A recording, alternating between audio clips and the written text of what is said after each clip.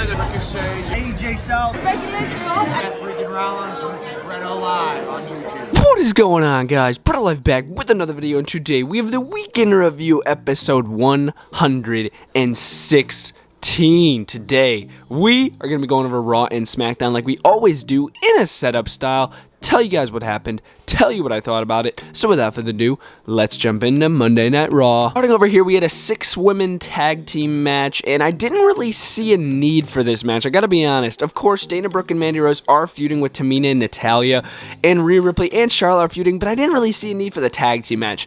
But anyways, Dana Brooke, Mandy Rose, and Rhea Ripley versus Charlotte, Tamina, and Natalya. The match itself was okay, nothing special. We saw Charlotte, I believe she pinned Mandy Rose, but it was one of them, and then right after, Rhea Ripley just attacked Charlotte right away with a boot, and then she just hightailed and ran out of the ring. I'm like, okay, that was totally pointless. Didn't need to see that whatsoever. Yeah, definitely not my favorite part of this show. Moving over here, it was Nikki Cross versus Shayna Baszler in a one-on-one match. Nikki Cross again bringing out that superhero persona again this week, and it's okay. It's not my favorite thing on the show. At least it's something new for her, because she didn't really have any character this past, the rest of her career besides Sanity. She didn't really have anything, so it's pretty cool to see her have like this new character. But yeah, Shayna Baszler, Nikki Cross match was okay.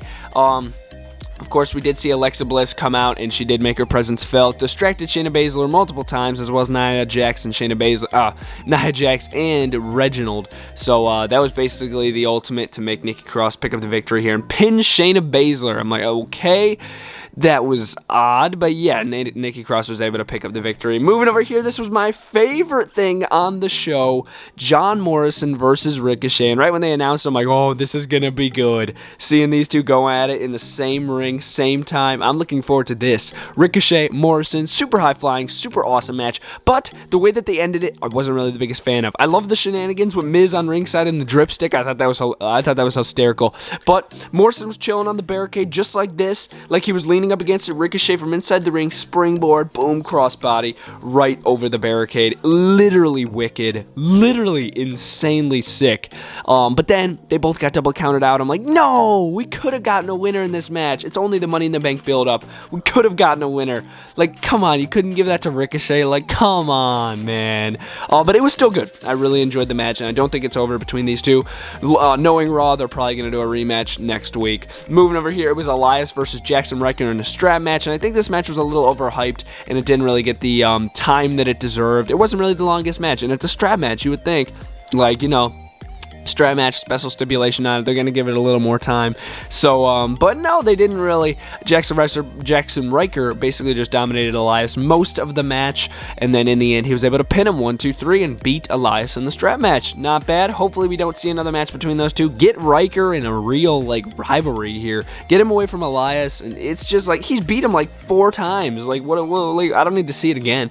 Moving over here, it was a promo, actually, between Kofi Kingston and MVP. MVP coming out, basically just trying to turn Kofi Kingston, tell him how pathetic he is with the New Day and all this crap, and then Kofi Kingston just had enough of it, and then he started jamming back at MVP about how he's fakely injured and all this crap, and then it ultimately ended with Kofi Kingston hitting a Trouble in Paradise on MVP up the ramp after he said he was injured, which is insane. So he's obviously not injured anymore. So expect a match between these two more than likely in the next Monday Night Raw, because Kofi Kingston's going to be facing Lashley in Money in the Bank, so it only makes sense. That wasn't too bad.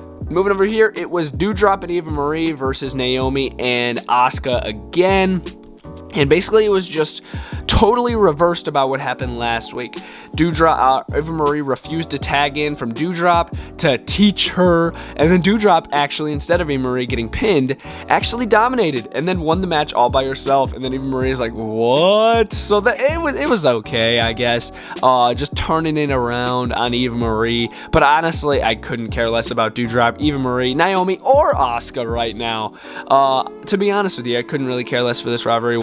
Moving over here, the opening match of the night, it was actually Matt Riddle in a Battle Royal. The winner of the Battle Royal will get added to the triple threat match because Randy Orton wasn't able to make it to the show. And then Riddle is like, because Riddle's already in the Money in the Bank match, he's like, I'm gonna go in the match on behalf of Randy Orton. So if he wins, Randy Orton gets in the match. So that was pretty cool. Riddle ended up winning the Battle Royal. I'm like, what? Thought the Battle Royal was pretty good, by the way. And then in the triple threat match, he lost, of course. They had to give it to Drew McIntyre, of course.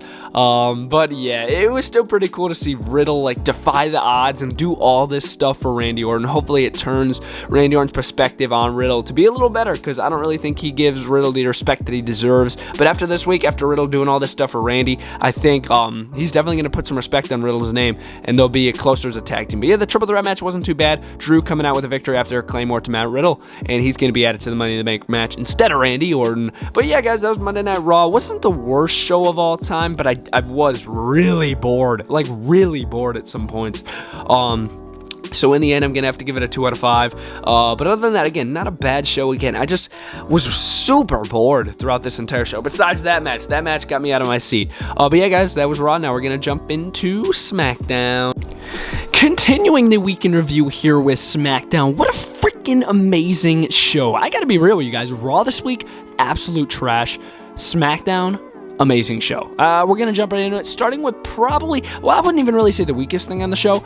It wasn't my favorite thing, but starting over here, it was Otis versus Angelo Dawkins in a one-on-one match. Not a match that I wanted to see. I feel like we've seen it multiple times. WWE is pretty popular when they do this, all these rematches. It gets annoying after a while, but yes, it was Otis versus Angelo Dawkins once again in a one-on-one match, and Otis, he squashed him. He squashed Angelo Dawkins. He did 2 frog splashes on him.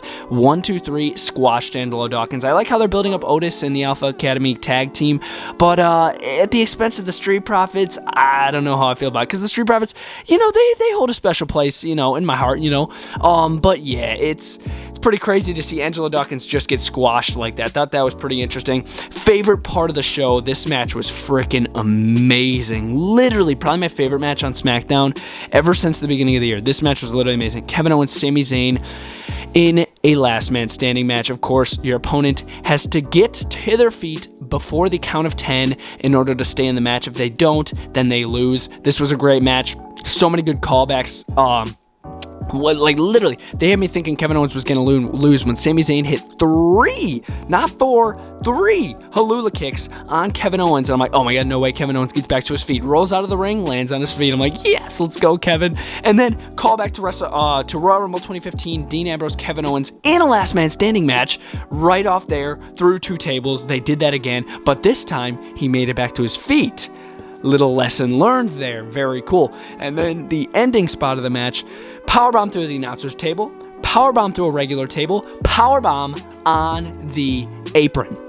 On the apron. Call back to NXT. Might have been Revolution when it was Sami Zayn who won the NXT Championship, and then Kevin Owens turned on him, being his best friend for all those years. Literally amazing. And then right after that, Sami Zayn could not fulfill the 10 count to get back to his feet, and he ended up losing the match. Kevin Owens qualified for Money in the Bank. I freaking loved it. Did you guys too? Let me know down in the comments down below. Moving over here was a tag team match. It was Baron Corbin and Apollo Crews versus Shinsuke and Big E. This match was just okay. Not my favorite match of the night. Baron Corbin got distracted because his Jeep was getting repossessed outside of the arena because he couldn't make payments on it anymore. So that distracted them. Big E hit the big ending. I thought that was kind of dumb. But I do like the way that they're booking Corbin as like this depressed character. I think it's very interesting. I think he's doing a very good job portraying that character. Like, I lost everything, I need to gain it back. Or somehow like this. Rick Boogs tried messing with him backstage. He's like, dude, you know, like, I'm done with you, man. Like, get out of my face. And he didn't even try to hit him or anything. I'm like, dang, this is a cool Corbin. I like this kind of. So I'm interested to see where they're going to go with that. But otherwise, Big E was able to get the pin. And obviously, Apollo Crews did not take the pin. Moving over here, actually, before we get to that, moving over here is a face-to-face confrontation. Bianca Belair, obviously, and Bayley. It was both of them out there, and basically, it was just to set up a match for Money in the Bank. It's going to be a rematch, Bayley, Bianca Belair, but this time, it's going to be in an I Quit match. Of course, you got to make your opponent say I quit during the match, and then you win the championship or retain the championship in Bianca Belair. But yeah, I'm looking forward to it. As far as the promo goes, it was just all right. Moving over here, it was the return of Selena Vega. yeah, Selena Vega is back, and I thought she was fired. I really did. I thought WWE announced that she was fired, but she's not, which is absolutely insane. She come out, and Sonya Deville announced her to be in the Money in the Bank contract match, and Liv Morgan obviously came out and said, well, how come I'm not inducted into this match? And then she beat Selena Vega, so Liv Morgan is going to, definitely going to be added to that match after beating Selena Vega here. But yeah, it's pretty interesting to see Selena Vega back here. Rumors she was going to AEW, rumors WWE rehired her, or even, I don't even know if they fired her. They could be lying about all this stuff, like Braun Strowman. They could be lying about all of that, because they've been mentioning Braun Strowman a decent amount too, with the Roman Reigns stuff. But yeah, that was pretty interesting to see her back. Moving over here, ending of the show, Jimmy Uso wanted to call out Edge and beat the crap out of him in the end of the night. It didn't really go as planned for Jimmy Uso. Edge come out and he laid waste to Jimmy Uso, showing Roman Reigns the eyes when a man is down and ready to submit and say I'm done. So that was pretty cool. Cool way to end the show. Edge was absolutely crazed, speared Jimmy, but it's too bad it's at the expense of Jimmy Uso and not Roman Reigns. Still a cool way to end the show. But yes, guys, that was SmackDown. Amazing show. In the end, I'm definitely going to give it a 4 out of 5. I think the show did amazing with matches, storytelling, everything just like that. Let me know what you guys thought down in the comments down below, and I'll see you guys next time. BrettO Live out.